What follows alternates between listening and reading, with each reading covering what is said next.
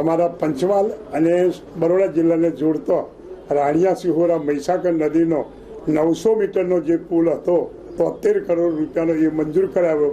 એક મોટી વાત આ એક હતી. બીજું હતું કે પંચમહાલના ગોધરા તાલુકાના પશ્ચિમ અને ઉત્તર દિશામાં જે પાણી નહોતું ખેતી ઉપયોગી એને માટે હાઈ લેવલ કેનાલ 200 કરોડની મંજૂર કરાવી અને એના કાર્યો અત્યારે ચાલી. રાજ્ય સરકારની દરેક તાલુકા માટે 100 કરોડની સબસિડી યોજના છે ઉદ્યોગો માટે. આ વિસ્તાર 18 પંચમહાલ વિસ્તાર માટે 100 કરોડની સબસિડી ફળવાઈશું અને ઉદ્યોગો લાવી અને શિક્ષિત બેકારોને નોકરીએ લગાડવાનું કામ પૂરું કરીશું.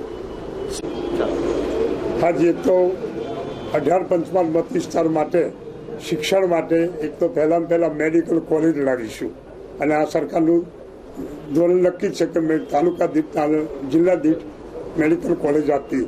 બીજું મોરવા એ આદિવાસી વિસ્તાર છે અને એને માટે ઉચ્ચ શિક્ષણ માટે કોલેજ લાવી ઉચ્ચ શિક્ષણના કામો પૂરા કરવાની મારી નેમ છે.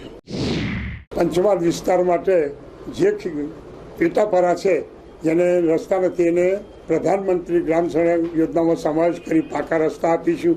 ખેડૂતોનો પ્રશ્ન જે ખેત ઉત્પાદન લાવવાનો છે એના માટે કિસાન પથ્થિ યોજનાની અંદર રસ્તા લેવડાવી કામો પૂરા કરીશું. અને વીજળી માટે આમ તો 8 કલાકની વીજળી છે એના સમય પીરિયડ વધારીશું ને જે વીજ કનેક્શનો બાકી છે ખેડૂતોને એને અગ્રતા ક્રમાંક આપી અને વહેલી તકે એમની વીજળી મળી જાય એનું આયોજન કરીશું. પંચમહાલ વિસ્તારની અંદર મહિલાઓના સશક્તિકરણ માટે કેન્દ્ર સરકારની જે કંઈ યોજનાઓ છે એ બધી યોજનાઓ લાવીશું અને એમના સશક્તિકરણ માટેના જે કંઈ કરવા પડે બધા પ્રયત્નો કરી એ યોજનાઓનો અમલ કરાવીશું. આ મારી નેમ છે. પહેલાં 1 વર્ષ માટે ખેતી ઉપયોગી પાણી જે પૂર્વ દિશામાંથી પાનમ નદી પસાર થાય છે ત્યાંથી ઉદ્વહન સિંચાઈ યોજના બનાવવી, ખેડૂતોની મંડળી બનાવી અને ખેતીનું પાણી પૂરું પાડવું.